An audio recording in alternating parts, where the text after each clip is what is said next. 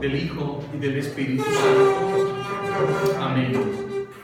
Señor, te damos gracias desde lo más profundo del corazón, porque nos reúnes como a tus hijos muy amados. Y nosotros hemos venido, hemos respondido a la invitación de tu palabra, porque la amamos profundamente y queremos tenerla presente en toda nuestra vida. Que tu palabra, Señor, nos ilumine, nos guíe por el camino de la santidad, de la vida eterna. Que tu palabra nos conduzca al cielo, a nuestra morada, nuestra patria celestial. Gracias, Señor, por darnos el pan de tu palabra, este alimento por excelencia, que nos mantiene fuertes en la fe y en la comunión de amor contigo. Que tu Santo Espíritu nos guíe, nos conceda la gracia, la unción necesaria para poner en práctica esta palabra de salvación y hacerla llegar a nuestros hijos, a nuestras familias, a nuestros amigos, y llevarla siempre donde quiera que nos encontremos. Gracias, Padre bueno, por bendecirnos continuamente y concedernos estas oportunidades de seguir estudiando tu palabra con el fin de contemplarla para que se encarne en nuestros corazones y así vivirla con gran amor y con gran alegría. Amén. Amén. En nombre del Padre, del Hijo y del Espíritu Santo. Amén. Amén. Ahora entramos al libro de los Proverbios. El libro de los Proverbios se dice que el autor es el rey Salomón, por tradición. A lo mejor el rey Salomón pudo haber escrito algunos proverbios o muchos, pero en realidad el libro de Proverbios es una colección de proverbios y dichos que a través de los siglos, dentro del pueblo de Israel, se fue desarrollando. Entonces encontramos una variedad de autores que a través de los siglos fueron aportando proverbios, pero por tradición quedan bajo la autoría del rey Salomón, el rey de la sabiduría. Y como ven, el libro de Proverbios, que data del año 1000 antes de Cristo, el libro de Proverbios constituye el escrito más antiguo del Antiguo Testamento. Es el libro más popular en cuanto a que fue el primero en escribirse. De todos los 46 libros del Antiguo Testamento, el primero en consignarse por escrito fue el libro de Proverbios. Es el más antiquísimo de todos los libros. Había códices, leyes, pero como el libro tal, fue el primero en ponerse en el papel, tal como lo conocemos hasta el día de hoy. Es el escrito más antiquísimo del Antiguo Testamento, de toda la Biblia, el libro de Proverbios. Y el lugar de escritura, pues, es dentro del pueblo de Israel. Ahí se fue madurando el libro de Proverbios. ¿Y cuál es el objetivo? Son varios puntos. Escriban.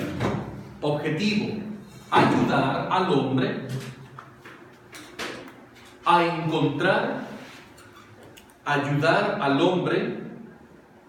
encontrar su propia realización y bienestar. Realización y bienestar. Todos en la vida buscamos realizarnos como personas, como hijos de Dios, ¿o no? Todos queremos trascender. Por eso estudiamos, nos preparamos, socializamos. Porque la vida vamos trascendiendo? Pues precisamente el libro de Proverbios nos ayuda a trascender en nuestra realización y en nuestro bienestar. ¿Por qué? Porque el libro de Proverbios es un manual de comportamiento humano. El libro de Proverbios es un manual de comportamiento humano. Dentro de los objetivos del libro de Proverbios que tiene nuestro autor es aprender el arte del bien vivir. Fíjense, aprender el arte de bien vivir. Porque la vida es un don, pero saber vivir, un arte. Eso nunca lo olviden. Y muchos hacen de su vida un desastre. ¿Sí? Hay gente que tiene la manera de saber vivir bien y no saben vivir bien, viven mal. ¿En cuántas familias se viven gritando, en el desorden, en la suciedad, por falta de principios, por falta de educación, por falta de valores, por falta de ética, por falta de respeto? ¿Cuántas familias, incluso de dinero, viven mal?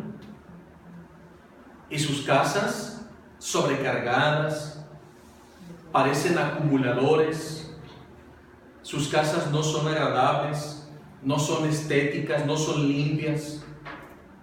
Hay gente que vive en condiciones insalubres, ¿sí o no?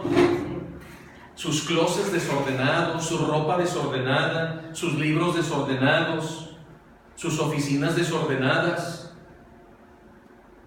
Y eso no depende del dinero, porque hay gente rica muy desordenada y gente pobre muy desordenada y sucia. Y la pobreza no tiene nada que ver con la limpieza y el vivir bien, con calidad de vida, con calidad de vida. ¿Tienes mucho? Vive con calidad de vida. ¿Tienes poco? Vive con calidad de vida. Hay que respetarnos, ser amables, tratarnos bien, tener nuestro espacio ordenado, la limpieza, la estética, el buen gusto. ¿Verdad que sí? El descanso, la alimentación, la recreación, tu trabajo, tu estudio, orden en todas las áreas de tu vida. Entonces el libro de Proverbios nos exhorta no solo a vivir, sino a saber vivir. ¿Verdad? Hay gente que incluso va de vacaciones y no la sabe disfrutar. No sabe organizarse, no hacen un plan, un programa para aprovechar el día, el tiempo, hacerlo emocionante, ¿sí o no? Porque todo conlleva un orden y un objetivo. Y cuando tú planeas incluso tus vacaciones, tu fin de semana, lo vas a vivir con calidad. Y mucha gente a veces está aburrida, sin saber qué hacer, por falta de organización. Y para la organización se requiere un tiempo para hacer tu programa, tu agenda, tus puntos, cómo vas a planear estas vacaciones, este fin de semana, esta visita con estos parientes, con estos amigos, para aprovechar el tiempo y sacar el mejor provecho de las personas y tener momentos de calidad. ¿Verdad? Es cuestión de organización. Son principios humanos. ¿Verdad que hay gente que se aburre hasta sus vacaciones? Porque no las planean, no saben aprovechar el tiempo. Hay gente que se va a Estados Unidos o Europa. ¿Y cómo te fue? No, pues aburridos, ¿Qué no hiciste un itinerario, un programa? No, nos fuimos así a ver qué, y les sale todo carísimo, no saben a dónde ir, pierden todo un día o días caminando en lugares intrascendentes, que cuando tú ya armas un plan, un programa, cuáles son los lugares emblemáticos, cómo me puedo mover aquí, cómo me puedo mover allá, qué contactos hay, cuáles son los lugares que no puedo dejar pasar y cómo voy a minimizar mi tiempo para que sean días inolvidables. ¿Sí o no? Hay que armar una logística, ¿verdad que sí? En todo, esto es en todo, en todas las áreas de la vida, en tu estudio, en tu trabajo, en tu descanso, en tus vacaciones, en tu matrimonio, con tus hijos, con tus amigos. Todo debe ser planeado sin dejar que se pierda la espontaneidad y estar abiertos a lo que el Señor nos vaya marcando. Entonces hay que saber vivir. Y el libro de Proverbios es un manual de sabiduría práctica. ¿Sabiduría qué? Práctica. El Señor nos quiere muy prácticos y muy diligentes y muy ordenados. Así que vamos a pasar revista a sus casas y vamos a revisar las cocinas, las alacenas, el cuarto de tiliches. Porque hay casas que tienen cuarto de tiliches, pero hasta ese cuarto debe estar ordenado. No ir aventando con un acumulador ahí las cosas, que después ocupas algo y no lo hallas, porque está todo en desorden. ¿Verdad que sí? Las alacenas de las señoras deben estar ordenadas. El refrigerador debe estar ordenado. ¿Verdad que sí? La vajilla debe estar ordenada, las cobijas, las toallas, los zapatos, la ropa, tu cama bien tendidita, tu casa bien barridita, limpia, bien pintadita, iluminada, con ventilación. Aunque vivas en una casa pequeña o sencilla o humilde, pero el orden es propio de los hijos de Dios. Guarda el orden y el orden te guardará a ti. ¿Es verdad?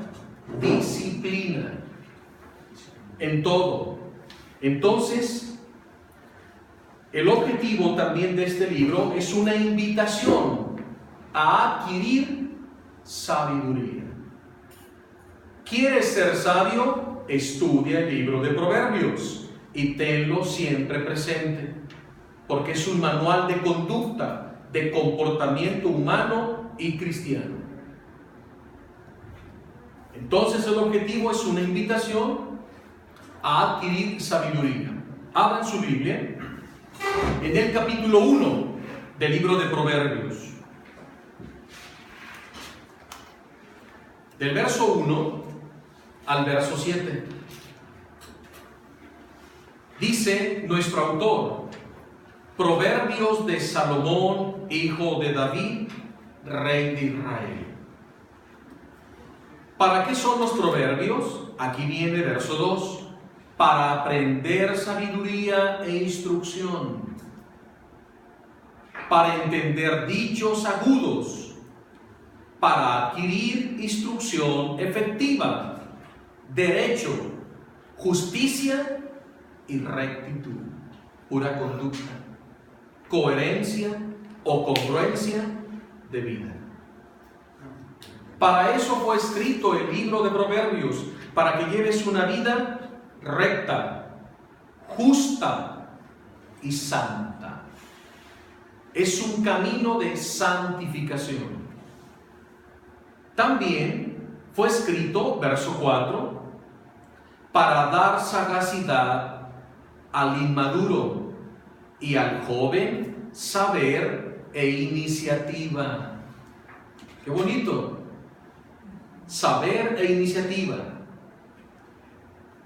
Los escucha el sabio y aumenta su saber. El prudente adquiere habilidad. Para entender proverbios y refranes, palabras de sabios y sus enigmas. Y el verso 7 es el verso clave de este libro. El principio El origen de la sabiduría es el santo temor del Señor, es decir, el respeto a Dios. El que respeta a Dios será sabio. El que respeta a Dios será sabio. Eso es temor del Señor, no de tenerle miedo, sino de respetarle, porque le amamos. En cambio, los necios desprecian la sabiduría y la instrucción, porque no respetan al Señor. Entonces, ¿cuál es el origen de la sabiduría? Respetar al Señor. Enseguida, del capítulo 1 al capítulo 9 del libro de Proverbios, los primeros 9 capítulos, encontramos una colección maravillosa de proverbios.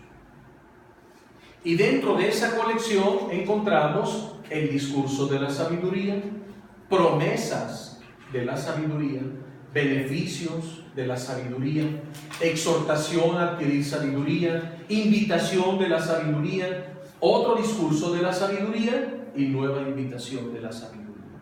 Todo gira en torno a la sabiduría. ¿Y quién es la sabiduría? Dios. Cristo mismo. Cristo es la sabiduría increada. Y la sabiduría es un don de Dios. Entonces, si el tema es la sabiduría, una pregunta: ¿qué es la sabiduría?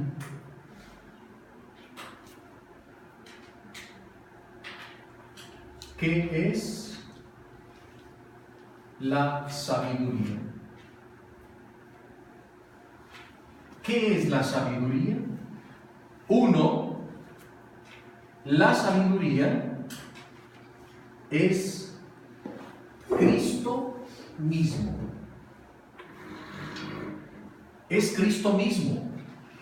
La sabiduría increada. Él es la sabiduría increada. Es Cristo mismo. Él es la sabiduría hecha carne, que ha puesto su morada entre nosotros. Pero también la sabiduría es un don de Dios.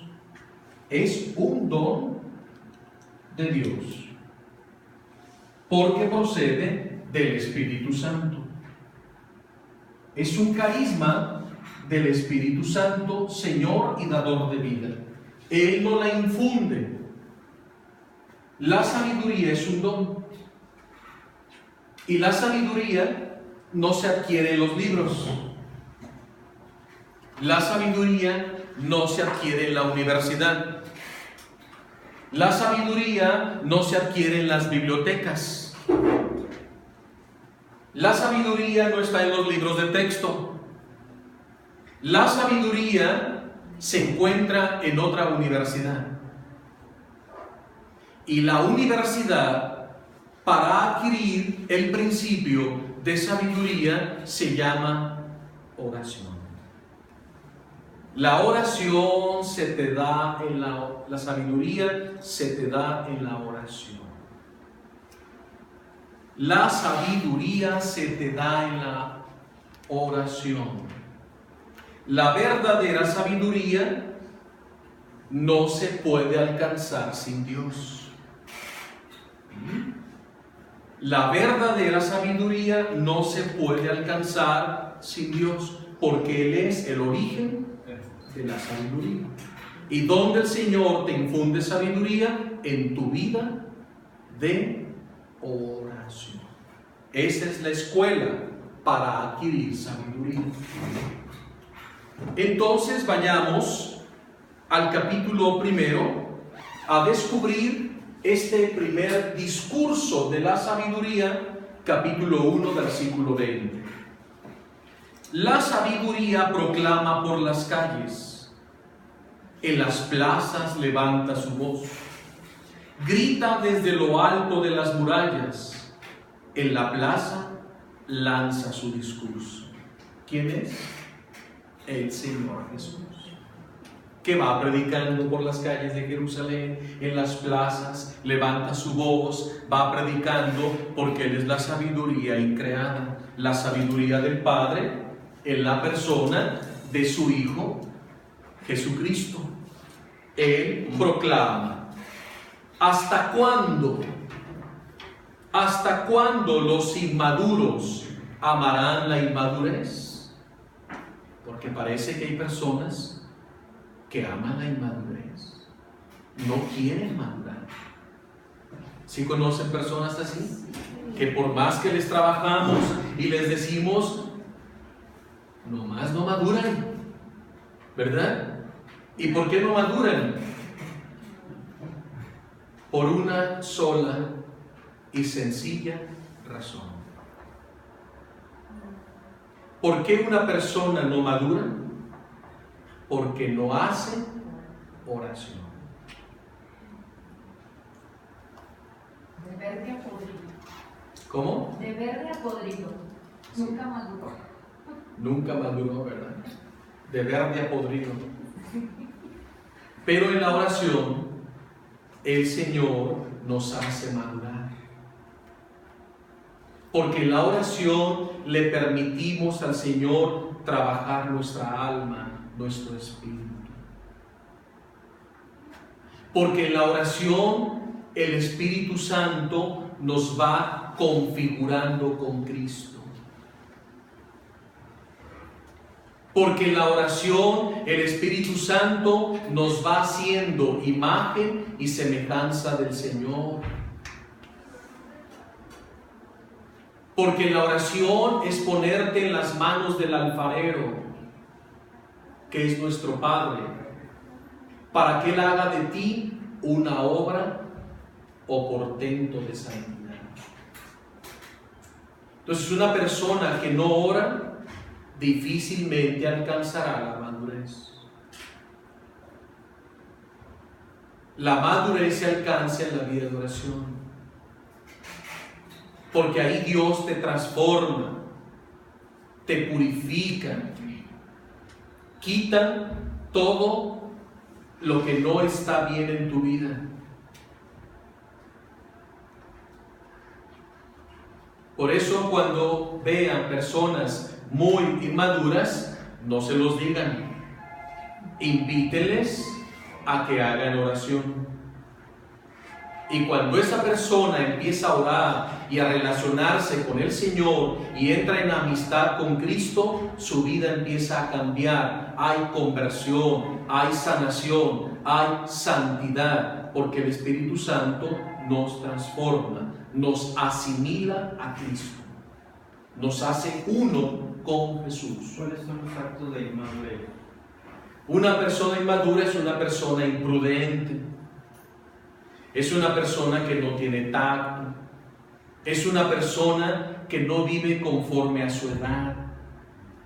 ¿Sí? Es un adulto y parece un adolescente. ¿Sí? Está casado y vive como soltero. ¿Sí? En vez de estar con su esposa y con sus hijos, anda de parranda con los amigos. Es un inmaduro. ¿Sí? Una persona inmadura en el trabajo es la que se la pasa levantando chismes unos contra otros. El ser chismoso, calumniador, que señalas, intrigoso, labioso, lenguas largas, son síntomas inmediatos de inmadurez. Una persona que no es tratable, que es conflictiva, egoísta, soberbia, tiene una tremenda inmadurez. Una persona que no es ordenada en su vida, que vive en el desorden, es una persona inmadura. ¿Sí? Una persona que se deja guiar más por sus emociones y por sus sensaciones que por la fe y la convicción, es una persona inmadura. Una persona que no es confiable, que hoy te dice sí y mañana te dice no, no es tratable, no es confiable. Es una persona inmadura. Una persona que se la pasa robando, extorsionando, estafando a los demás, haciendo fraudes, lavado de dinero, robando en la empresa, es una persona inmadura. No respeta a Dios, no respeta al prójimo. ¿Sí? Una persona rencorosa, llena de sentimentalismos, que de todo se hiere, que ve moros con tranchete, que siente delirio de persecución, que todos están en su contra. Es una persona inmadura. Una persona que vive a expensas de los demás y no es capaz de hacer nada por su propia iniciativa y siempre está buscando el parecer de los demás por su tremenda inseguridad, es una persona inmadura. ¿Sí? Una persona que no es capaz de perdonar al que le ha ofendido es una persona inmadura. Por eso, vuelvo a repetir, la madurez de una persona alcanza su punto límite en la oración. Vean los santos. En los santos no vemos todo lo que acabo de decir. Son personas impecables, intachables, coherentes, a los que todos aman y siguen.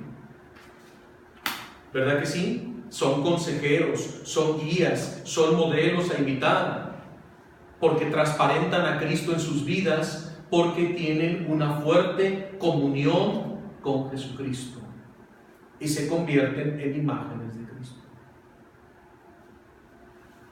Un ejemplo de una persona muy inmadura, caprichosa y berrinchuda, Trump. Ese es un presidente inmaduro con mayúsculas. Podrá tener el dinero del mundo, pero es un inmaduro. ¿Sí? Y así muchas personas que vemos en diferentes rangos de la sociedad una tremenda inmadurez. Una persona que no respeta la vida es una persona inmadura. Una persona que no valora la vida es una persona inmadura. Una persona que no sabe relacionarse con los demás es una persona inmadura. No ha madurado en esas diversas áreas de su vida.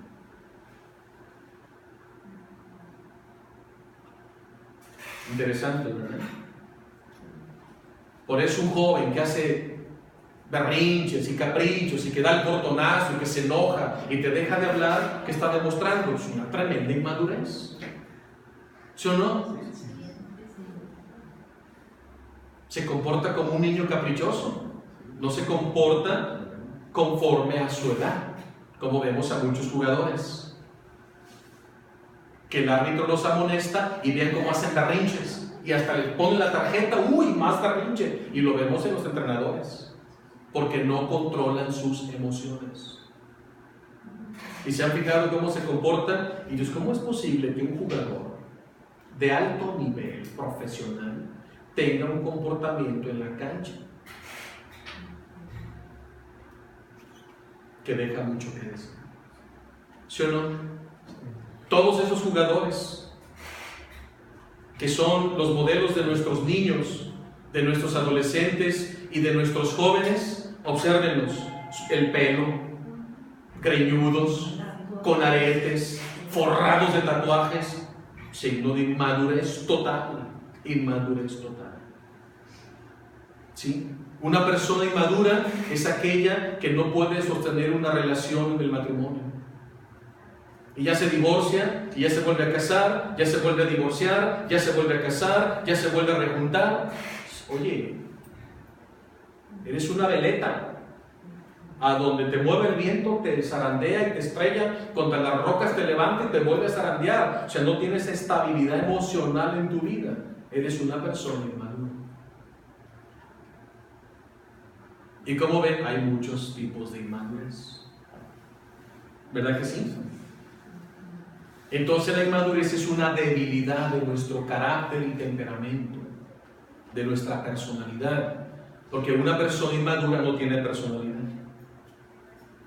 No tiene personalidad.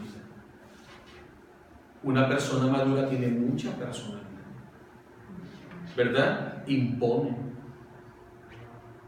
convence, es líder, es modelo, es imitable, sus palabras tienen peso, ¿verdad que sí? Es guía, es pastor, tiene un gran corazón, es muy condescendiente. Y eso lo vemos en el Papa Francisco. En Juan Pablo II pues no se diga. Era otro nivel Juan Pablo II. ¿Sí? En los santos, vean Padre Pío, un hombre maduro, Teresa de Calcuta, los santos y los mártires. Vemos en ellos una tremenda personalidad porque son hombres de Eucaristía, hombres de oración, hombres de la palabra, hombres y mujeres de Dios. Y eso es lo que necesita el mundo. Porque hoy encontramos muchos profesionistas muy inmaduros. ¿Sí? ¿Verdad? Proverbios, los primeros 9 capítulos van especialmente dirigidos a los jóvenes. Proverbios del 1 al 9 es un manual de valores para los muchachos, para las muchachas. Papás, hagan que sus hijos estudien Proverbios del 1 al 9. Son consejos prácticos para los jóvenes, para adolescentes y jóvenes. ¿Hasta cuándo los inmaduros amarán la inmadurez? Los insolentes se aferrarán a la insolencia y los necios rechazarán el saber. ¿Hasta cuándo? ¿Hasta cuándo? Hasta que se pongan a orar. Mientras no oren, seguirán siendo inmaduros toda la vida y podrán tener 40 años y ser unos inmaduros, y tendrán 50 años y siguen siendo inmaduros, y podrán ser un anciano de 70 años y seguirán siendo un inmaduro porque no oran, porque no van a la escuela de la sabiduría. Vean los niños que hacen oración, se diferencian de los demás. Son diferentes, bien diferentes. Son niños que dices, híjoles, o sea, te roban el alma, te atraen, amables, cariñosos, sonrientes, obedientes, toman iniciativa, ayudan a sus padres, su vida es ordenada, sacan buenas notas en las escuelas, se destacan. Y son niños que hacen oración, que rezan el rosario, que leen la Biblia, que van al Santísimo, que van a misa, que se confiesan. Ahí están los frutos. El Espíritu Santo los trabaja. ¿Verdad que sí? Y muchos de ustedes tienen niños así. Muchos de ustedes tienen niños así, porque sus niños lo han aprendido de ustedes. Han sido buenos papás. Así que felicidades. Y esos papás de esos hijos se sienten orgullosos. ¿Sí? Son el orgullo de la familia esos hijos. Así que incúlquenles a sus hijos el espíritu de oración. Esa es la clave. Niños santos, pongan atención a mis razones. Derramaré mi espíritu sobre ustedes y les comunicaré mis palabras. ¿Y dónde derrama su espíritu el Señor en nosotros? En la oración, en la Eucaristía, en los sacramentos, en el encuentro con su palabra. Los llamé y me rechazaron. Tendí la mano y no encontré respuesta. Despreciaron mis avisos, no aceptaron mis advertencias. También yo me reiré de su desgracia, me burlaré cuando se apodere de ustedes el terror, cuando los alcance como tormenta el horror y la calamidad como si fuera un huracán, cuando los alcance la angustia y el sufrimiento. Entonces me llamarán y no responderé. Me buscarán y no me encontrarán. Sobre aviso, no hay engaño. Me buscarán y no me encontrarán. Me llamarán y no responderé. Porque Dios no es una hada madrina que nada más está ahí para resolver mis problemas como una varita mágica. Hay que entrar en una amistad con Dios que perdura, que trasciende en la vida. ¿Cuántas personas viven como si el Señor no existiera? Y nada más les viene una enfermedad o una crisis o un problema y ahora sí, de rodilla pelona. ¿Qué te pasa? ¿A qué estás jugando? Conciben un Dios Merlín, un Dios hada madrina, un Dios varita mágica, que nada más está para resolver mis necesidades, mis enfermedades, mis problemas, y cuando todo vuelve a la normalidad, lo despacho y ya. Y me vuelve a venir otra crisis, otro problema, y ahí voy con él. No, me buscarás y no me encontrarás. Clamarás a mí y no te responderé, hasta que aprendas a respetar mi nombre. Porque el origen de la sabiduría, verso clave, por eso lo escribí, verso clave, Proverbios 1:7, el principio de la sabiduría es respeto a Dios. Y una persona que hoy sí es, y luego no es, y luego va con Dios, y luego no, ¿lo está respetando? ¿Está tomando a Dios en serio? No tiene una relación seria con Dios. Entonces, yo le digo mucho esto a los jóvenes. En la medida que tú tomes a Dios en serio, Él te tomará en serio. Porque con Dios no puedes jugar.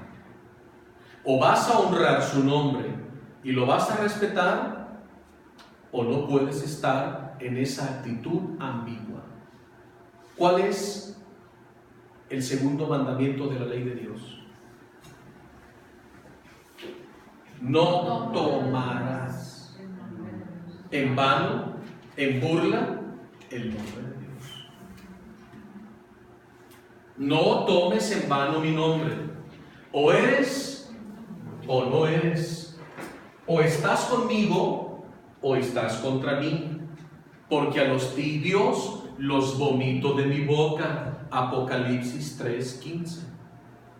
O fríos o calientes. O me tomas en serio o no me tomas en serio. O vas a estar bien conmigo o no vas a estar conmigo. O sí o no. O en la luz o en las tinieblas. En la verdad o en la mentira.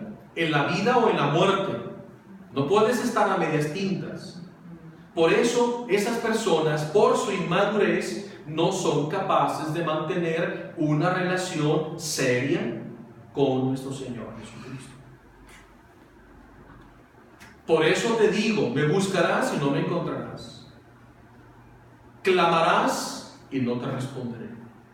Hasta que te conviertas. Si te arrepientes, te conviertes y me tomas en serio, me respetas, ahí estoy siempre contigo. Al principio nos pueden parecer duras estas palabras, pero no. Porque es una persona que ama a Dios, siempre está con Él. Y Dios lo escucha. Y Dios lo acompaña. Y Dios lo libra. Y Dios le habla. Porque vive una amistad, una comunión de vida. Primer mandamiento: amarás al Señor tu Dios con todo tu corazón, con todas tus fuerzas y con toda tu alma, sobre todas las cosas. Una persona así vive en la madurez en Dios. Y continúa el discurso de la sabiduría. Entonces me llamará y no responderé. Me buscará y no me encontrará.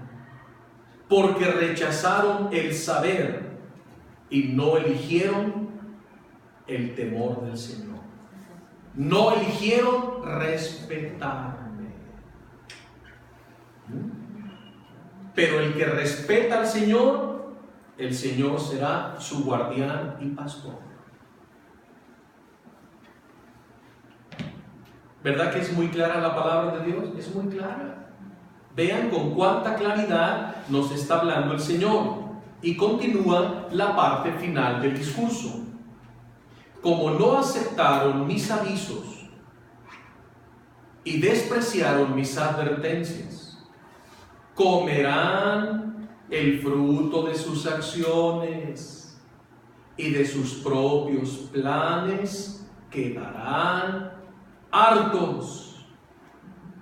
Comerán el fruto de sus acciones. Y si tus acciones son malas, tus frutos son malos. Y de eso comerás. Hasta que te hartes. Si eres una persona chismosa, en chismes te hallarán. Si eres una persona corrupta, caerás. Si eres una persona mentirosa, en la tiniebla vivirás. Porque con la vara que midas, serás medido. Lo que siembras, cosechas. Palabras de Jesús en el Evangelio. Lo que siembras, cosechas. Siembras intrigas, ¿qué cosecharás? Intrigas. Mentiras, mentiras. Corrupción, corrupción. Engaño, engaño. Inmadurez, inmadurez. Violencia, violencia. Todo se te revierte. Por eso te alimentarás de tus malas acciones. Y terminarás harto y aburrido de tus planes. Porque ninguno se realizan. Porque no tienen la bendición del Señor. Acuérdense del proverbio. Los planes son del hombre. Su realización depende del Señor. O el famoso dicho, proverbio, el hombre propone y Dios dispone. ¿Verdad que sí? Son proverbios. La indisciplina matará a los ingenuos. La despreocupación acabará con los necios. Pero quien me escucha vivirá seguro, tranquilo y sin temor a la desgracia.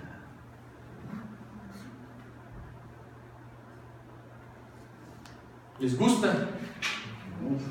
Así abre el libro de Proverbios, primer discurso de la sabiduría. Pero enseguida el Señor nos habla de las promesas que Él da a los que buscan la sabiduría. El Señor premia y nos otorga valiosas y bellas promesas. Vamos a descubrir todas estas promesas. 8 promesas. ¿Cuántas? 8. Yo les voy marcando el verso para que lo vayan subrayando donde aparece una promesa. ¿Sí? Y a un ladito le ponen 1, 2, 3, yo así lo tengo en mi Biblia, para que las tengan bien identificadas las 8 promesas que el Señor concede a los que buscan su sabiduría. Y hacemos una pequeña pausa, porque es de sabios hacer pausa, ¿verdad? Llevamos 45 minutos de clase, nos vamos a descansar 10 y luego regresamos. ¿Les parece bien? Bueno, estírense, caminen, tomen algo.